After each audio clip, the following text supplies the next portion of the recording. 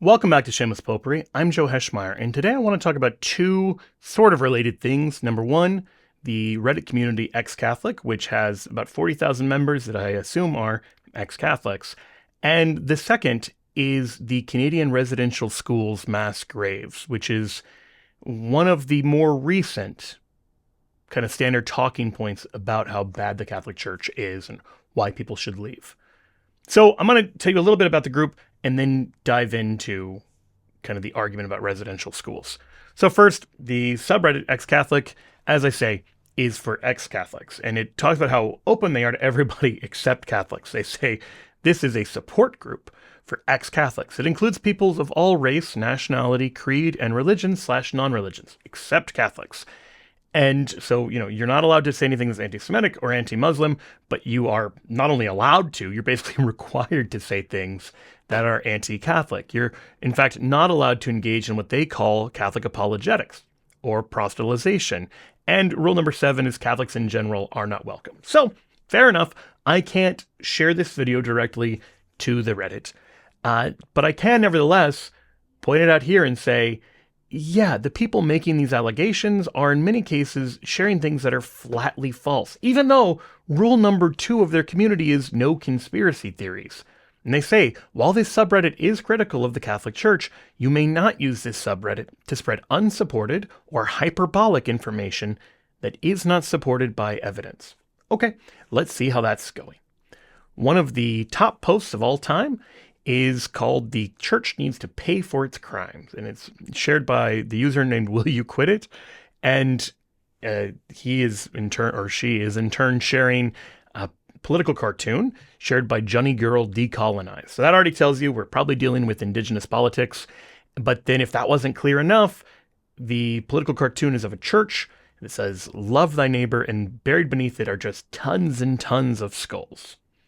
Now, this is a not particularly subtle reference to the alleged mass graves found across Canada. And sure enough, the person who posted it then shared a NPR story that says, "More graves found at new site, Canadian Indigenous group says." Now, that is about the alleged mass graves at St. Eugene's Mission School, and we're going to get to that. But to give a little context to what we're talking about, there's a few things you should know. Number one, we're dealing with what are called residential schools. In the 19th century in Canada, it was legally required in some cases for members of the Indigenous communities known as First Nations to attend these, what were often religious schools.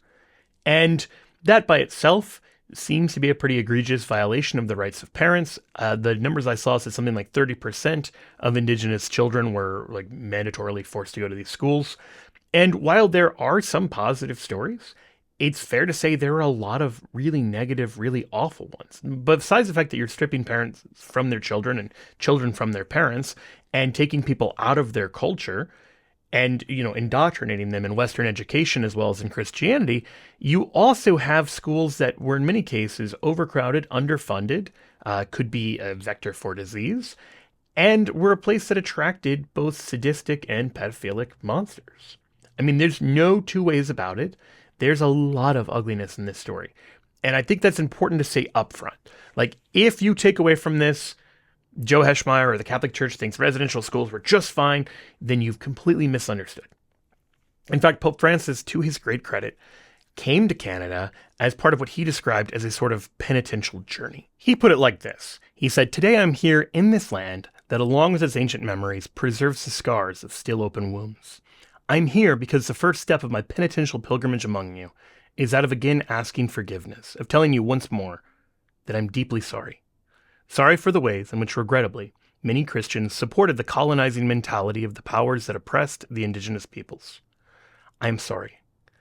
I ask forgiveness in particular for the ways in which many members of the church and of religious communities cooperated, not least through their indifference, in projects of cultural destruction and forced assimilation, promoted by the governments of that time, which culminated in the system of residential schools. Although Christian charity was not absent, and there were many outstanding instances of devotion and care for children, the overall effects of the policy linked to the residential schools were catastrophic. What our Christian faith tells us is that this was a disastrous error incompatible with the gospel of Jesus Christ. I think this is a fair, nuanced, honest, and forthright kind of presentation. There was a lot of ugly and indefensible stuff that happened as part of this assimilation project. A forced assimilation project that the people who were at the receiving end of it did not ask to be a part of. And there were a lot of things that hopefully we wouldn't do again. So I'm not defending the residential schools or the abuses in the residential schools. Neither, though, am I overlooking those outstanding instances of devotion and care for children, that many of the people involved weren't movie villains. They weren't sadists. They weren't pedophiles or predators. They were people who were trying to help children, maybe in a misdirected way, maybe in a way that doesn't agree pedagogically with what we would do today. But we can recognize both.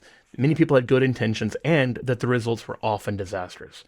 But that's not specifically the allegation being charged. The allegation being charged is instead, as the New York Times reported in mid-2021, that there were mass graves. So in Austin's article from May 28, 2021, says horrible history, mass grave of Indigenous children reported in Canada. An Indigenous community says it has found evidence that 215 children were buried on the grounds of a British Columbia school, one of the many in Canada set up to forcibly assimilate them. And this is referring to the Kamloops Indian Residential School. If you saw the picture earlier, that's a picture from that school. So the claim was 215 children were buried there and that they discovered mass graves, or a mass grave, actually, is the way the headline reads. The problem is neither of those things were true. Number one, there was no mass grave, nor any evidence of a mass grave. What there was instead were, with ground-penetrating radar, disturbances under the ground beneath an apple orchard, which could be human bodies, animal bodies, any number of things that can disturb the ground, pipes that run through.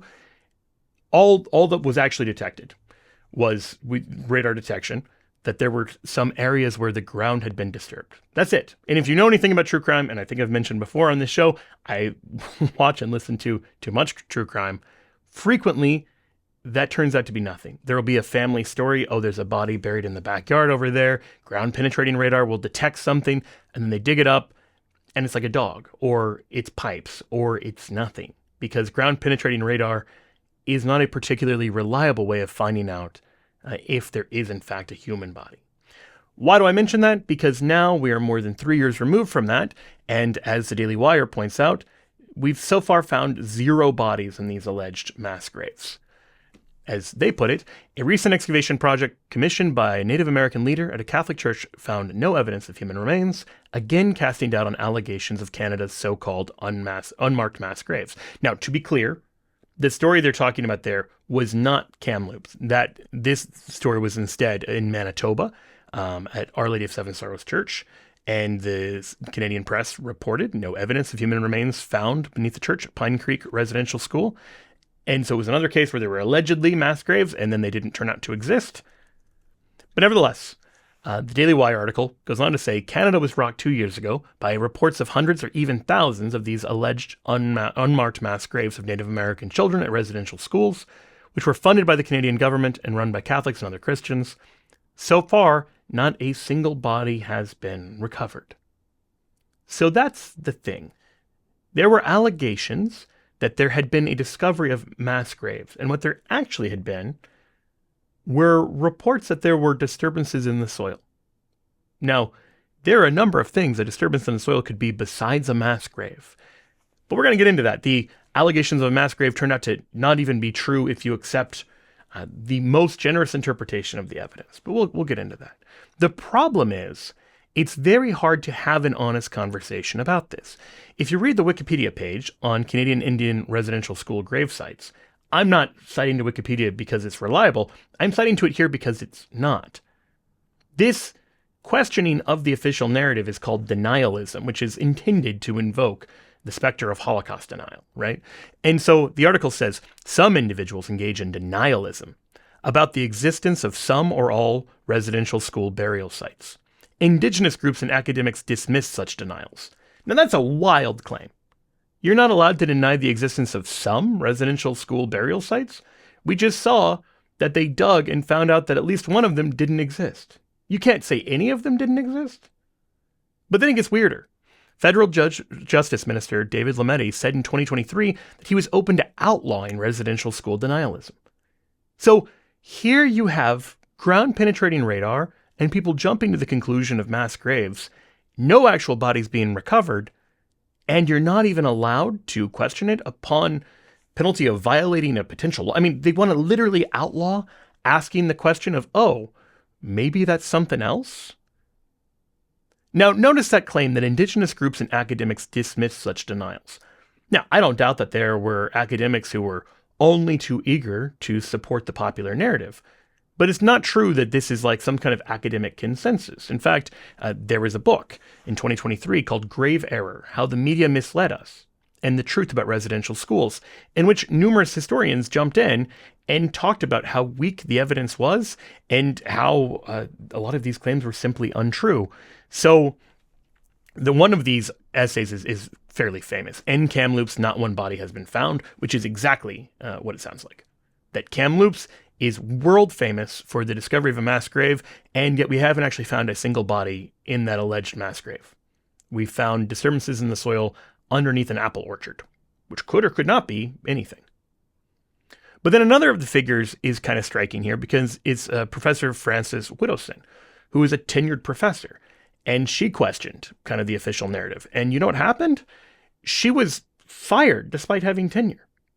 And so, yeah, maybe you can get it kind of an academic consensus if you threaten to outlaw dissenting ideas and then fire any academic who challenges the academic basis of the results being kind of presented in the media. So, fair enough.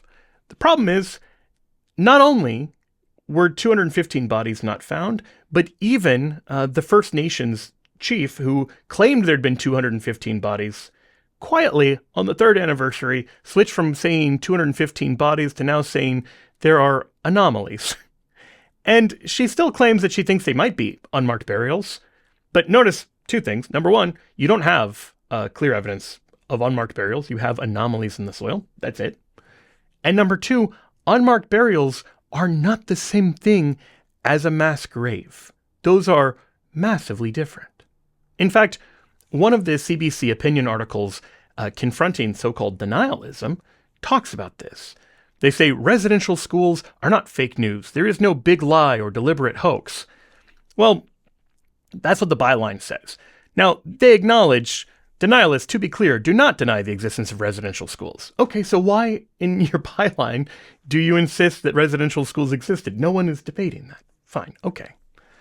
But then they go on to say, it's true that in the rush to report on the Kamloops Indian tribe's announcement, some journalists in Canada and abroad mistakenly called the unmarked graves being located mass graves, inadvertently invoking the horrors of the Holocaust. Wait a second. So, number one, I'm going to go back because a couple paragraphs before that, they say communities have been clear that what is being identified are potential unmarked graves. So in other words, this is not mass graves. This is individual burials, which is a big difference because one of them invokes the specter of the Holocaust or an intentional mass murder of children, and one is burying children. We're going to get into that. But also, allegedly in this opinion piece, communities have been clear that what is being identified are potential unmarked graves. That's just not true. Now, I pointed out that the Kamloops Indian Band now acknowledges that all they've found were anomalies. But when this first was reported, they said, quote, this past weekend, with the help of a ground-penetrating radar specialist, the stark truth of the preliminary findings came to life. The confirmation of the remains of 215 children who were students of the Kamloops Indian Residential School. That's not potential individual burials. They're claiming that they had confirmation of the remains of 215 children. And that literally is not true. There is no confirmation. They had a suspicion. They have a suspicion. They have no evidence. They had no evidence. That's it. There's anomalies, which could be mass burials. Well, actually not mass burials, but the burials of 215 children. Or it could be any number of other things. That's it. That's all. So it's just not true that, the communities were always very clear this was just potential unmarked graves. But I want to go back now to the article, because they say, okay, well, yeah, sure, in the rush to report on it, some journalists mistakenly called the unmarked graves being located mass graves, inadvertently invoking the horrors of the Holocaust. Now I want you to judge for yourself how inadvertent the Holocaust comparison being invoked by mass graves is. Now remember, the thing that started this all was this NPR article that was being shared on Ex Catholic that says more graves found at new site, Canadian Indigenous group says. Now this one isn't Kamloops, the, now I think it's safe to say, kind of debunked original one that started this. This one is the former St. Eugene's Mission School. And here they said they have 182 human remains have been found. Now, Chief Jason Louie of the Lower Kituni Band called the discovery deeply personal since he had relatives attend the school. Listen to the following quotation. "Let's call this for what it is. It's a mass murder of Indigenous people. The Nazis were held accountable for their war crimes. I see no difference in locating the priests and nuns and the brothers who were responsible for this mass murder to be held accountable for their part in this attempt of genocide on an Indigenous people." So, yeah, the specter of the Nazis, it's pretty intentional. The comparisons are explicit, and NPR is sharing and promoting voices connecting, in this case, the St. Eugene's burial sites with Nazi mass graves. Now, the first thing you should know is there were no mass graves. What makes this story different is I think there actually were human remains found here. But imagine, of all places to find human remains, a cemetery. So one of the other First Nations tribes actually spoke out very quickly on this, and they set the record straight. They said preliminary results from the investigation found 182 unmarked graves within the cemetery grounds. Okay, so this is not like bodies being buried in the woods.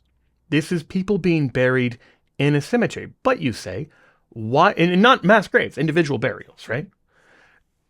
Why were they unmarked then? Well, they explained graves were traditionally marked with wooden crosses. And this practice continues to this day in many Indigenous communities across Canada. Wooden crosses can deteriorate over time due to erosion or fire, which can result in an unmarked grave. So it's not the case that they found like a giant pit with 182 children's bodies. They found a cemetery, which was known as a cemetery, and found that in some places, the older graves, because they had wooden crosses, those wooden crosses didn't still exist 100 years later. That is a little bit short of the Holocaust, right? Like if we're making Holocaust comparisons, because in one case, they rounded up and intentionally murdered millions of people, and in the other case, they buried people, but they put a wooden cross instead of a stone headstone. That's, I don't know, that feels different. Those don't feel like the same size kind of thing to be upset about. Now, I mention this because you'll notice also that they point out that this is an Indigenous custom still being done. Now, are you going to accuse them of being Nazis for burying their own dead that way? When I was in France in 2016 at Christmas time, I was in a monastery in southern France. I was visiting my cousin.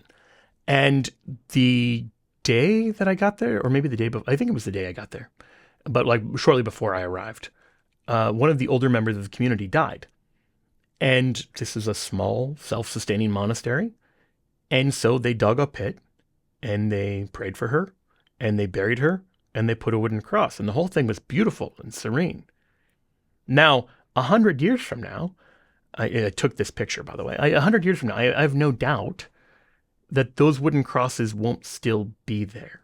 But if you were to say, okay, there's what is that, 12, 11 graves right there marked with wooden crosses, and let's say all 11 of those crosses deteriorate with erosion or any of the number of other things that can upset a small wooden cross. There's no way to turn that legitimately into a scandal of, oh, mass grave found. They're just murdering nuns out here. No, it's not true. And this kind of lie, and it's worth calling it what it is, to take something like this and describe it as a mass grave of children that has been discovered when you in fact have on the one hand anomalies in the ground, and on the other hand, burials in a cemetery individually. To describe that as a mass grave invoking the Holocaust and convincing people that priests and missionaries and nuns were mass murdering children is not a harmless lie. It's a terribly destructive one. So, I mean, remember this article where the comparison is to Nazis and he says he wants to prosecute them. Well, Amnesty International said the same thing. They created a petition that said, I call on you to take the following actions without delay. This is a sample letter you can write to Justin Trudeau. Investigate and prosecute those responsible for the deaths of Indigenous children at the former Kamloops Indian Residential School and other former residential and day schools. So notice the jump here from they buried students when they died and disease rates and everything were quite high to they were intentionally murdering them and need to be prosecuted. That's not alone, though. Ex Catholic also highlighted favorably the desecration of the Saskatoon Catholic Cathedral. It was painted with fake bloody handprints saying we were children after the alleged discovery of 751, you guessed it, unmarked graves. So people are believing that there's a genocide that literally did not happen. And they're responding as you might expect. As of the beginning of 2024, at least 33 Canadian churches have been burned to the ground since that report came out. So far, at least 24 of those 33 churches were confirmed to be arsons. Maybe the other 9 were coincidental. I'm a little skeptical. So people are literally burning down churches, reacting violently against the Catholic Church when they're not vandalizing it. They're torching churches because they've been lied to into believing that there was a mass genocide that literally did not exist based on misunderstanding how ground-penetrating radar works and the work of one person, a young academic who was kind of making her bones. Poor choice of expression, not intended. I want to go back to the ground rules of the ex-Catholic Reddit community, though, because they say no conspiracy theories. And again, their line is, while this subreddit is critical of the Catholic Church, you may not use this subreddit to spread unsupported or hyperbolic information that is not supported by evidence. That's not an unreasonable rule, because when you do that, you get things like, I don't know, the mass backlash of torching down churches over literal non-events, over the individual and probably loving burial of children being conflated with mass murder and mass graves. That's not a harmless error. Final thoughts, because I think this is something of a theme. There is a sort of patronizing attitude towards Indigenous Canadians and First Nations and American Indians and the like. So one of the other top stories in Ex Catholic is a Lakota man who is announcing, "Celebrate with me, my tribe, the Oglala Lakota Nation, has officially banned religious missionaries from the reservation." And I just have trouble believing that either of these things would be heralded in the same way if it weren't in this direction with these groups. What I mean by that is this. If instead of the Oglala Lakota banning missionaries and saying you can't, spread a different religion, it was, say, a conservative state banning all non-Christians from spreading their non-Christian belief. Because understand, the whole backstory to this is there's traditional Lakota beliefs about the Great Spirit, and you had Protestant missionaries suggesting the Great Spirit was actually a demon. You can debate that all you want, or you can just outlaw it using the force of law. Now, I realize tribes have special legal authority, but that is a weird thing to herald, right? Like, if Algeria said, we're going to ban Christian missionaries, it'd be very weird to be like, great, that sounds really healthy. But we have this weird, and I think, again, condescending, patronizing view of Indigenous peoples, both in the US and Canada. And I think that extends to how we think about residential schools. Bear in mind, by the way, that the most famous Lakota of all time was Catholic. Sitting Bull.